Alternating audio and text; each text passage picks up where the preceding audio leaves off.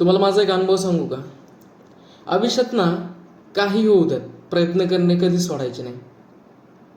येऊ देत किती अपयश, यायचे तितके तुम्हाला माहिती आहे का?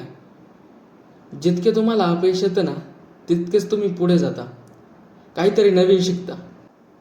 त्यामुळे हताश होऊन जायचे नाही, तर लढत राहायचे. जोपर्यंत तुम्हाला यश मिळत नाही तोपर्यंत.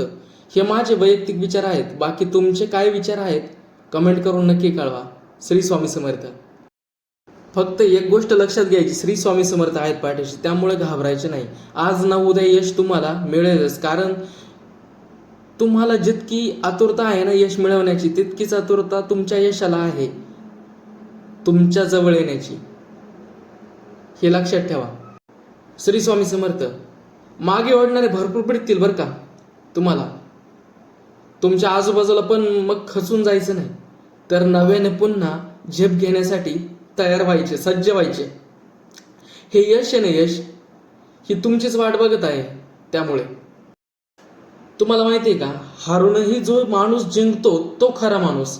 श्री स्वामी समर्थ आहे सोबत. काळजी करायची नाही.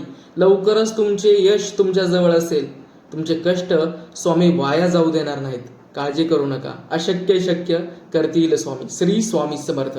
जय जय स्वामी समर्थ.